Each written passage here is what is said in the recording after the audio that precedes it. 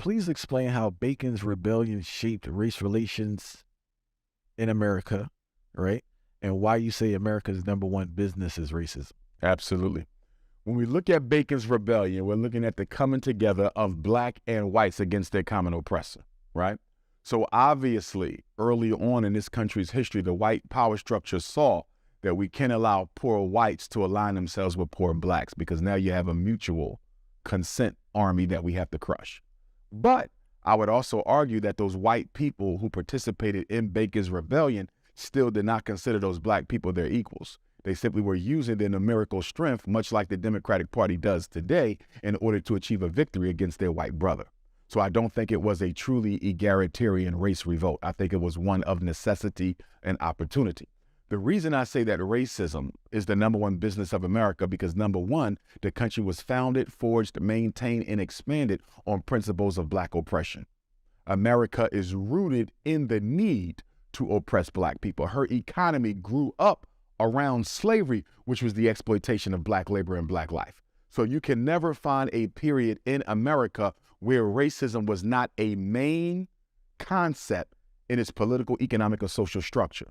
With that being said, we have to look at the money that white people make, that America makes through black oppression. Look at the billions that the criminal justice system makes. Look at the billions that poor healthcare makes. Look at the billions that is made in jobs for the police, fire department, social work. I mean, absolutely, black failure and black oppression is one of the biggest businesses this country has. I remember I was watching the movie with Denzel Washington. What was the gangster movie? Training Day? No. With Russell Crowe and Denzel. Denzel was playing the life story of the gangster from New York. American Gangster. There's a scene in there where Russell Crowe, the cop, he says, guess what? This country don't ever want to stop drugs. He said, too many people are getting paid off of this. He said, look at the cops.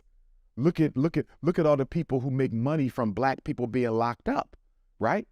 A commissary, phone calls, clothes, socks.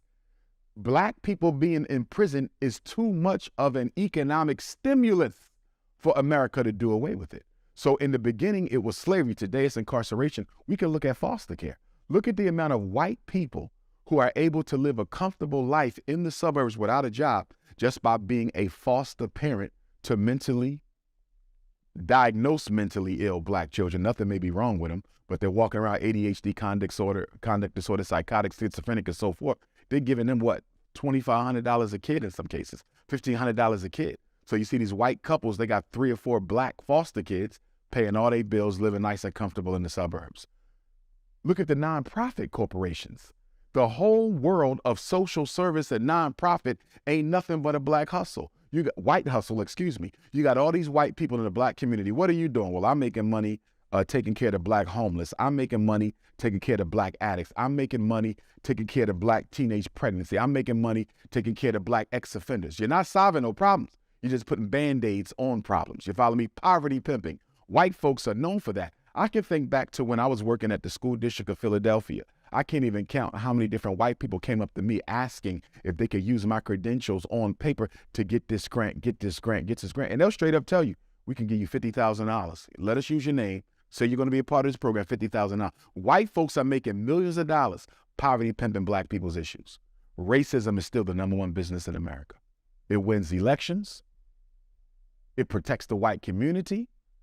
It leads to gentrification, police genocide. Show me an issue in this society that is not colored by race and by the racism, specific anti-black racism.